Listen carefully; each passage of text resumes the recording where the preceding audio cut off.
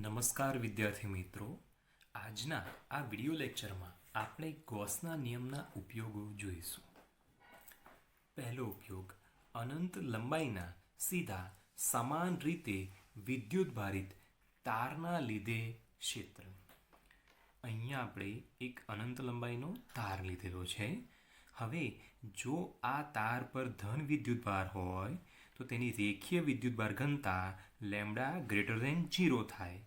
એનો મતલબ વિદ્યુત ક્ષેત્ર ત્રિજ્યાવર્તી કઈ દિશામાં? બહારની દિશામાં હોય.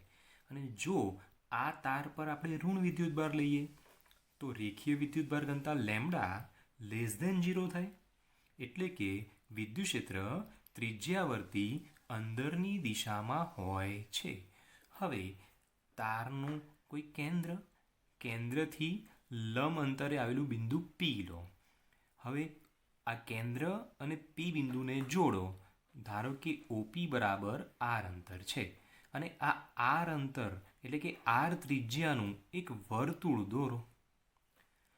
વર્તુળ પર આવેલું દરેક બિંદુ કેન્દ્રથી સમાન અંતરે છે અને જો કેન્દ્રથી સમાન અંતરે હોય તો ત્યાં વિદ્યુત ક્ષેત્ર સમાન મૂલ્યનું હોય છે.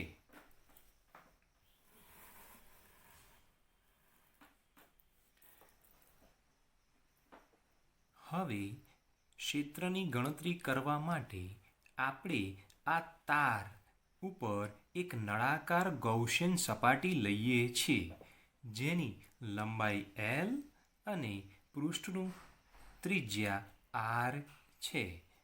તો અહીંયા 3 સપાટી છે.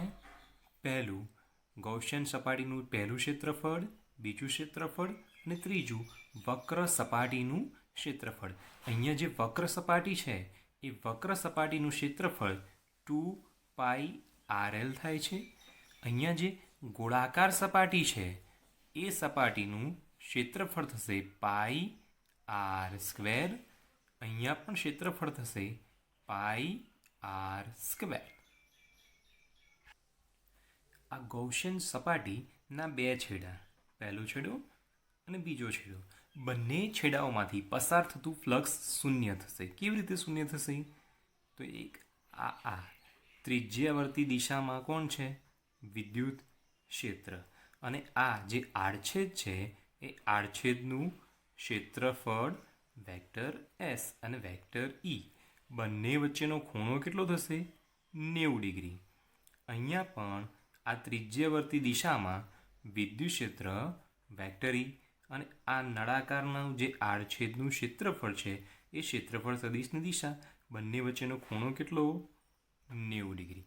તો આપણને ખબર છે ફ્લક્સ, આના કારણે ઉત્પન્ન થતું ફ્લક્સ આપણે લખી દઈએ ϕ1 બરાબર vector E dot vector S. Dot છે એટલે cos θ આવશે અને cos 90 એટલે કેટલા થશે? 0. માટે ફ્લક્સ ϕ1 બરાબર 0. અહીંયા આપણે ફ્લક્સ માટે લખીએ ϕ2 is equal to vector E dot vector S.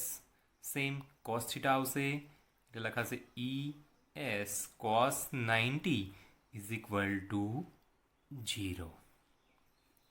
હવે આ નળાકારની વક્ર સપાટી અને વક્ર સપાટી પરના દરેક બિંદુએ વિદ્યુત ક્ષેત્ર એ તારને લંબરૂપે ત્રિજ્યાવર્તી બહારની દિશામાં છે.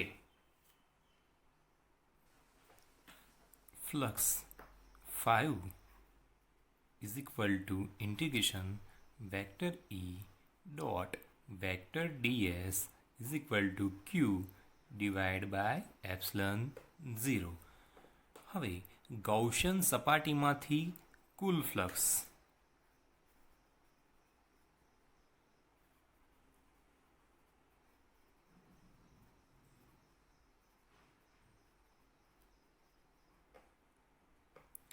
બંને છેડાના કારણે મળતું ફ્લક્સ કેવું થયું? 0 થયું. તો ગૌસિયન સપાટીમાંથી મળતું ફ્લક્સ એ નળાકારની વક્ર સપાટીમાંથી મળતું ફ્લક્સ થાય છે. નળાકારની વક્ર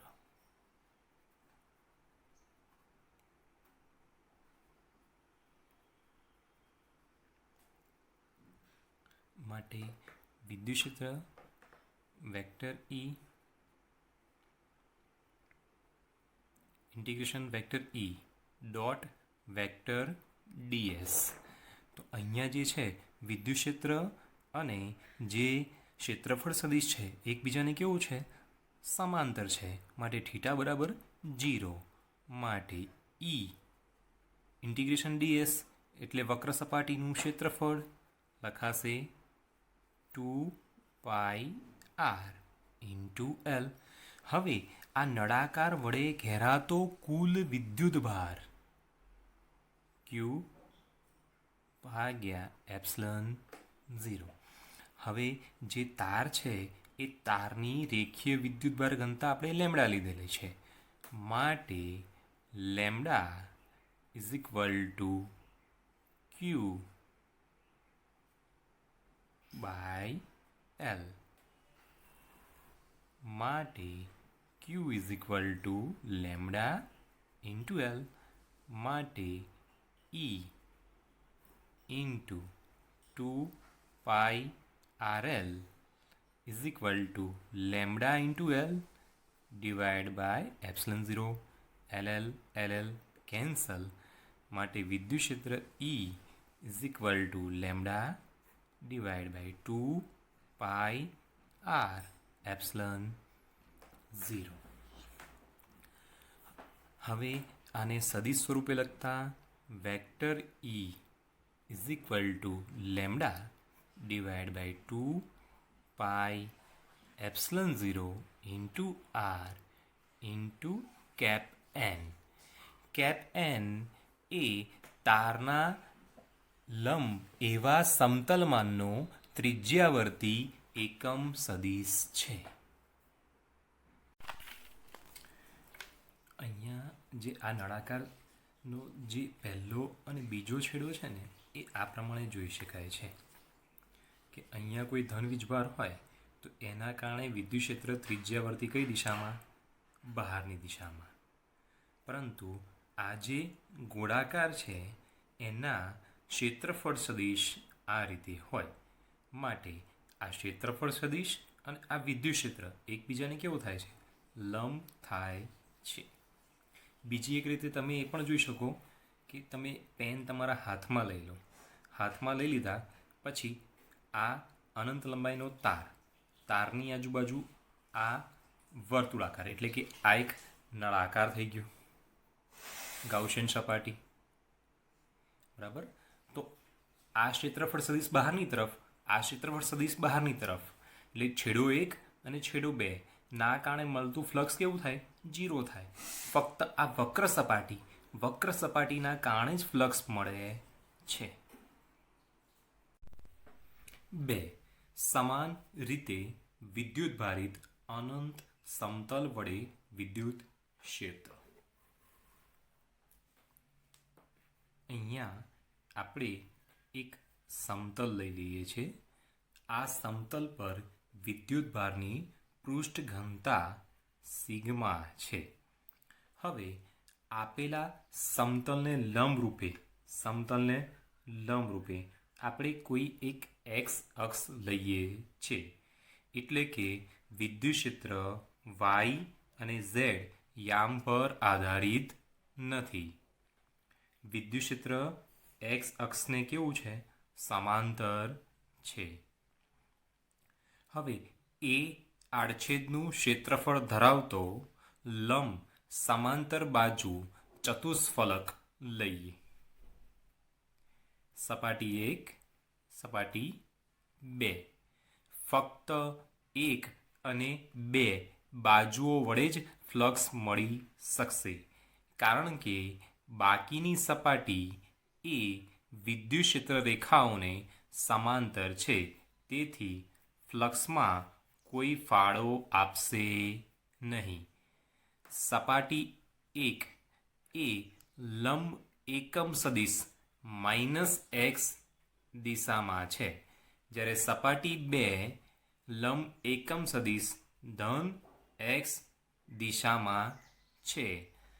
આથી જમણી બાજુ flux vector E dot delta vector S, ડાબી બાજુ flux vector E dot delta vector S તરીકે મળે છે.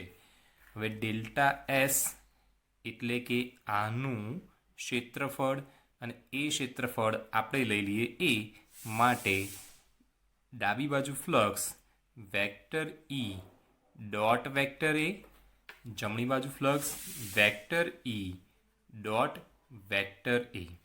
હવે આ સપાટીઓથી કોઈ પણ પ્રકારનું ફ્લક્સ મળશે નહીં, માટે આ જે ગૌસિયન સપાટી છે એમાંથી પસાર થતું કુલ ફ્લક્સ 5 = 2E. અહીંયા વિદ્યુત ક્ષેત્ર અને આ જે આડછેદનું ક્ષેત્રફળ સદિશ છે બંનેની દિશા કેવી છે? સમાન છે, માટે અહીંયા થીટા બરાબર 0 થશે. હવે ઘેરાતો કુલ વીજભાર Q ડિવાઈડ બાય એપ્સિલન 0. વિદ્યુતભાર પૃષ્ઠ ઘનતા સિગ્મા બરાબર Q બાય A, માટે Q = સિગ્મા A, માટે 2EA = sigma A divide by epsilon 0. AA cancel, માટે વિદ્યુત ક્ષેત્ર E = sigma divide by 2 epsilon 0. સદિશ સ્વરૂપમાં લખતા vector E = sigma divide by 2 epsilon 0 into cap N, જ્યાં કેપ N એ સમતલને લંબ અને સમતલથી દૂર તરફ જતી દિશામાંનો એકમ સદિશ છે.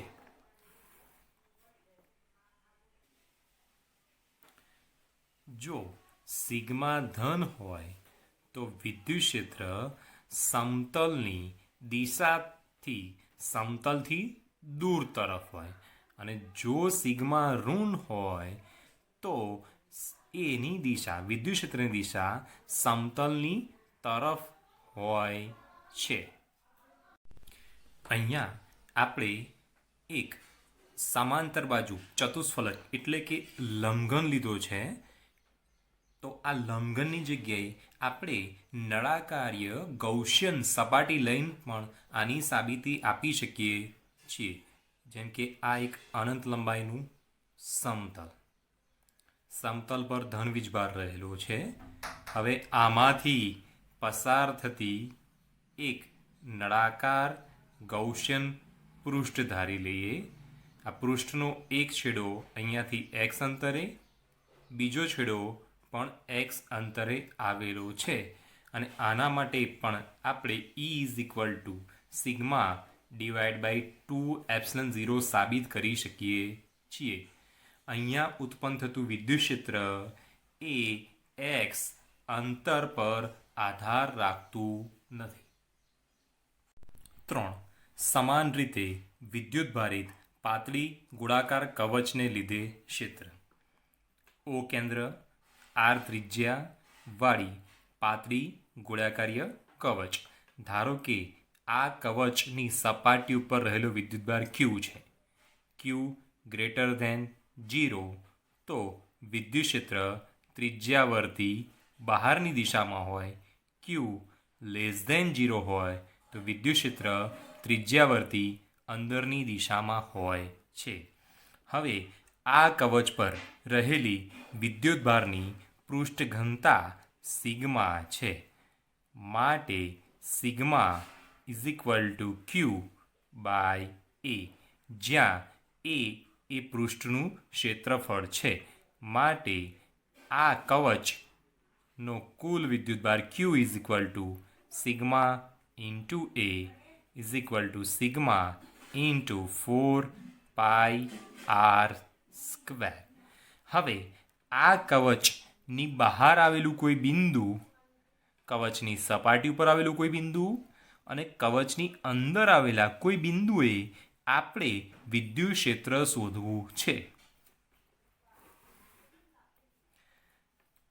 કવચની બહાર કોઈ બિંદુ પી આવેલું છે. હવે ઓ અને પીને જોડો તો આપણને આર અંતર મળશે. હવે આર ત્રિજ્યાનું આપણે એક ગૌશન ગોળાકાર પૃષ્ઠ દોરીએ છીએ. હવે આ ગોળાકાર પૃષ્ઠ પર આવેલા દરેક બિંદુએ વિદ્યુત ક્ષેત્ર કેવું હશે? સમાન હશે, કારણ કે એનું કેન્દ્ર ઓથી અંતર કેવું છે? સરખું છે. ધારો કે આ પૃષ્ઠ પર ધન વીજભાર હોય તો ઉત્પન્ન થતું વિદ્યુત ક્ષેત્ર ત્રિજ્યાવર્તી બહારની દિશામાં હોય છે. હવે આ જે ગાઉસિયન પૃષ્ઠ છે એ પૃષ્ઠનો ક્ષેત્રફળ સદિશ એ વિદ્યુત ક્ષેત્રને કેવો છે? સમાંતર છે. માટે flux 5 is equal to integration vector E dot vector d s is equal to Q divide by epsilon 0. માટે E into S into cos 0 is equal to Q divide by epsilon 0. જ્યાં એસ એ ગૌસિયન પૃષ્ઠનું ક્ષેત્રફળ છે. માટે E into 4 pi small R square is equal to Q divide by epsilon 0. માટે E is equal to Q divide by 4 pi epsilon 0 R square. હવે ક્યુની કિંમત અહીંયાથી આપણે મૂકી દઈએ. Q is equal to sigma 4 pi R square, તો આપણને વિદ્યુત ક્ષેત્રનું બીજું સૂત્ર મળશે sigma into 4 pi capital R square divide by 4 pi epsilon 0 small R square. 4 pi cancel.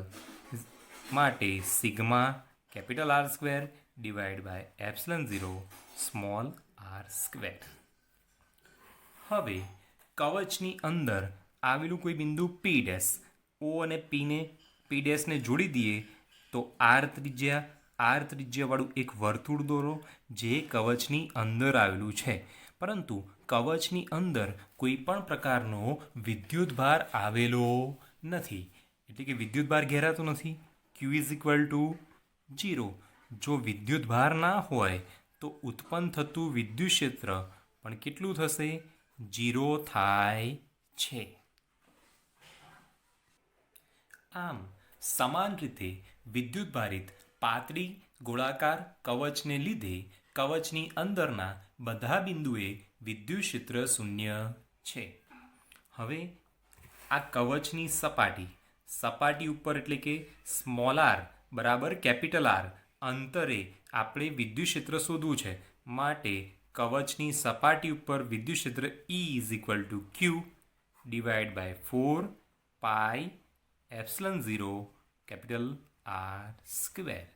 હવે આપણે વિદ્યુત ક્ષેત્ર વિરુદ્ધ અંતરનો આલેખ દોરીએ.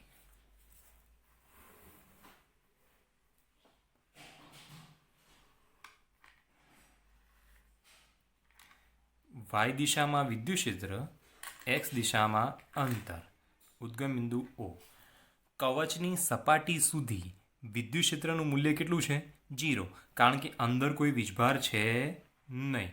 કવચની સપાટી ઉપર small r is equal to capital R વિદ્યુત ક્ષેત્રનું મૂલ્ય કેવું થાય છે? મહત્તમ થાય છે. કે આ જે કવચની સપાટી છે એ સપાટી ઉપર વિદ્યુત ક્ષેત્રનું મૂલ્ય કેવું થાય છે? મહત્તમ. પછી કવચથી બહારના વિસ્તારમાં 1/r² સૂત્ર અનુસાર વિદ્યુત ક્ષેત્રમાં શું થાય છે?